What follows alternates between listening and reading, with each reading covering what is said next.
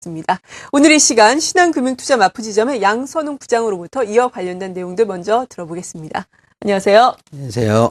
네, 먼저 키워드 어떤 순서로 준비하셨는지 궁금한데요. 화면으로 만나보겠습니다. 먼저 중국의 경제 지표를 준비를 하셨습니다. 어제 저희 시간대에 발표가 됐었죠. 중국의 3분기 GDP 성장률이 예상치에 부합하는 수준으로 발표가 됐고요. 그리고 9월의 산업 생산이라든지 소매 판매 등 9월의 경제 지표는 또 예상치를 상회하는 수준으로 발표가 됐습니다. 이에 따라서 중국의 경기에 어떻게 판단을 해볼까요? 예, 요즘 홍콩 거래소에 상장된 그 중국 H지수를 보면은요, 마치 최근에 급등했던 중소형주나 코스닥 종목을 보는 것처럼 가파르게 상승을 하고 있습니다. 상해 종합주가지수 역시 지난 9월 26일 날 장중에 2000선을 하회한 이후에 역시 바닥을 딛고 완연하게 상승 추세로 접어드는 모습을 보이겠는데요. H지수 같은 경우는 9월 초 저점 대비 지수가 무려 18% 가까이 올라 있는 상태입니다. 이렇게 강한 모습을 보이는 데는 이유가 있었던 것 같은데요. 어제 발표된 중국의 3분기 GDP 성장률은 예상치에 부합한 7.4%를 기록했습니다. 비록 7분기 연속 성장률 둔화가 지속되고 있는 수치이지만, 보다 중요한 것은 이제 수출 및 주요 실물 지표 결과가 예상했던 것보다 양호하게 나왔다는 점인데요. 이렇듯 주요 경제 지표들이 일제히 개선된 모습을 보이면서 3분기를 저점으로 4분기부터 경기 회복이 재개되면서, 중국 경착륙에 대한 우려가 줄어들고 있습니다. 중국의 소비자 물가 역시 1.9%로 하향 안정화되고 있는 추세여서 인플레이션 부담을 덜게 된 중국 정부로서는 얼마 남지 않은 정권 교체를 앞두고 추가적인 금리나 등 적극적인 경기 부양을 하는 데 있어서 부담을 좀 덜게 되었다고 볼 수 있겠습니다. 네.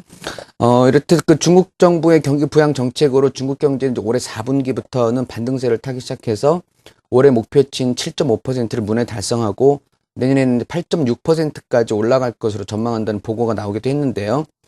이는 당연히 증시의 긍정적인 요소로 판단됩니다. 따라서 이제 중국 관련된 경착륙 우려로 인해서 낙폭이 컸었던 조선이나 철강, 화학 등에 관련된 업종에도 관심을 가져야 될 것으로 보여집니다. 네, 그렇군요. 중국의 관련 종목에 대한 투자 전략까지 말씀을 해주셨습니다. 두 번째 키워드 이어서 알아봅니다. 키워드 공감 두 번째는 EU의 정상회의입니다. 앞서 말씀드린 것처럼 벨기에에서 EU 정상회의가 열리고 있는데 각국의 입장 차이가 좀 첨예하게 맞서고 있는 상황이죠. 예, 그렇습니다. 오늘 우리나라 시간으로 이제 오늘 새벽부터 좀 열리고 있는데요. 이틀간 열리고 있습니다. 증시에 이제 어떤 영향을 미칠지 관심이 좀 모아지고 있는 상황인데요. 지난 6월달 만난 이후 4개월 만 다시 만나게 되는 그런 회담입니다. 이번 회담에서 논의될 내용은 이제 크게 세 가지로 나눌 수 있겠는데요. 첫 번째는 그리스의 긴축 시한 연장하는 문제, 두 번째는 스페인의 전면적인 구제 금융과 관련된 문제, 세 번째는 은행 감독기구 신설 등이 집중적으로 논의될 예정입니다. 이 중에서 아무래도 가장 큰 이슈는 은행 감독기구 설립과 관련된 문제일 텐데요. 유로존 국가들은 이제 개별 국가들의 은행을 감독할 수 있는 기구를 설립해야 유럽 안정화기금이 안정적인 집행이 가능하다는 점에서 그런 입장을 고수하고 있는 반면에 독일과 영국 등은 먼저 기구 설립을 하기 전에 은행이 구조조정이 먼저 선행되어야 한다고 맞서고 있어서 이번 회담에서 의미 있는 결과가 나오기 쉽지 않을 전망입니다. 스페인 관련 문제를 보면 스페인 구제금융 관련 신청 여부도 속단하기는 어려운 상황입니다만 스페인이 높은 국채금리를 장기간 감당할 수 없기 때문에 구제금융 요청은 시간 문제라는 의견이 지배적입니다. 어제는 이제 이르면 다음 주쯤에 스페인이 구제금융을 전면적으로 요청할지도 모른다는 보도에 힘입어서 스페인 국채금리도 5.52% 수준으로 6개월내 최저 수준으로 하락하기도 했습니다. 마지막으로 이제 그리스 관련된 문제인데요. 그리스는 추가 구제금융 집행에 관련해서는 이번에는 메르켈 총리가 좀 어느 정도 우호적인 입장을 밝히면서 어느 정도 가닥이 잡힐 가능성이 있어 보입니다. 약 한 달 정도 뒤면은 그리스는 현금이 바닥나는 상태가 되기 때문에 그리스의 긴축 완화 요청이 받아들일 가능성이 있다는 분위기입니다. 물론 이번 정상회담에서 이제 성과가 도출된다면은 증시에는 상당히 좀 우호적인 분위기가 형성되면서 위험 선호 현상이 다시 재개될 수 있겠지만, 현재까지 분위기를 감안한다면 이견을 좁히지 못하고 문제를 확인하는 차원에서 끝날 가능성도 있어 보입니다. 네. 하지만 어차피 이번 회의로 모든 게 끝난 것이라고 생각하는 사람은 아무도 없으니까요. 이번에 그 회담 관련된 영향은 증시 역시 제한적으로 영향을 받을 것으로 전망하고 있습니다. 네, 혹시라도 이러한 말씀하신 것처럼 세 가지 핵심 분야에 대해서 합의가 이루어지지 못하더라도 시장에 미치는 영향은 제한적일 것이다. 아무튼 이러한 사항들은 계속 논의가 되는 사항들이니까요. 지켜봐야 되겠습니다. 세 번째 키워드 알아보겠습니다. 키워드 공감 세 번째는 변동성입니다. 앞서서 오늘 오전장도 변동성이 심하다라고 말씀을 해드렸는데 최근에 코스닥 시장에 특히나 변동성이 심하게 나타나고 있어요. 많은 개인 투자자 여러분들 마음고생 심하게 하실 것 같은데 어떻게 봐야 되겠습니까? 네, 그렇습니다. 가장 이제 안타까운 경우가 지난주까지 계속 대형주를 가지고 계시다가 네. 이번 주 초에 이제 코스닥으로 갈아타셨으면 손실이 많이 커졌을 것 같으신데요. 최근에 이제 그동안 이제 소외됐던 대형주를 중심으로 이제 코스피가 이제 반등세를 보이고 있습니다. 이런 가운데 소형주는 3% 이상 하락하고 코스닥 시장 같은 경우는 이제 5% 이번 주 들어서 급락하는 등 이제 주가 변동성이 다시 확대되고 있는데요.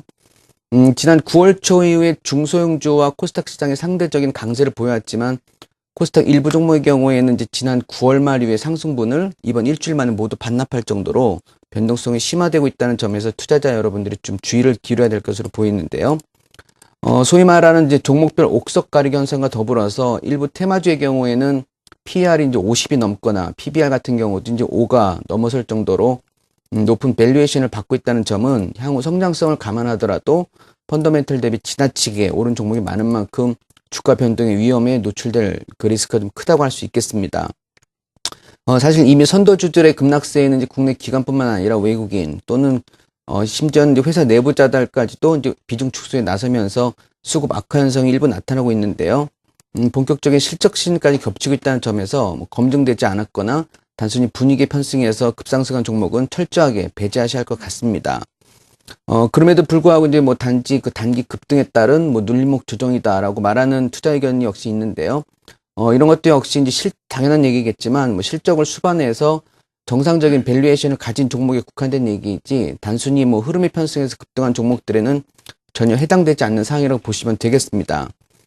특히 수급 측면에서 좀 특이한 사항은 이제 10월 들어서 그 기관 매수세의 약 87% 이상을 주도하고 있는 쪽이 이제 연기금이라든지 보험이라든지 보수적 성향의 그 기관 투자자들인데요.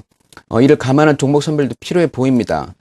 주가라는 것은 반드시 그 적정 가치에 회귀하기 마련이기 때문에 이런 점을 상기하시고 최근 상대적으로 지나치게 소외됐던 종목들은 거래량이라든지 수급을 좀 관찰하시면서 분할 매수 관점에서 접근하시고 반대로 가치 대비 상승폭이 컸던 종목들은 분할 매도로 비중을 줄이는 전략을 병행하셔야 할 때 싶습니다. 그런 의미에서 그 최근의 조정에도 불구하고 여전히 상승폭이 큰 소형주나 코스닥 종목보다는 최근 보수적 그 기관 투자자들이 접근이 되고 있는 삼성전기라든지 SK하이닉스, LG 디스플레이, LG 전자와 같은 전기전자 업종이나 유럽 리스크가 좀 해소될 때 가장 큰 수혜를 볼 업종인 조선이나 금융업종, 그다음에 중국이나 글로벌 경기의 그 회복에 민감하게 반응할 수 있는 화학업종 등에도 관심을 가지는 것이 변동성 장세에 대응하는 방법이 아닐까 생각합니다. 네, 이렇게 코스닥 시장 변동성 장세에 대응하는 방안에 대해서도 알려주셨습니다. 신한금융투자 마포지점의 양선웅 부장이었습니다. 고맙습니다.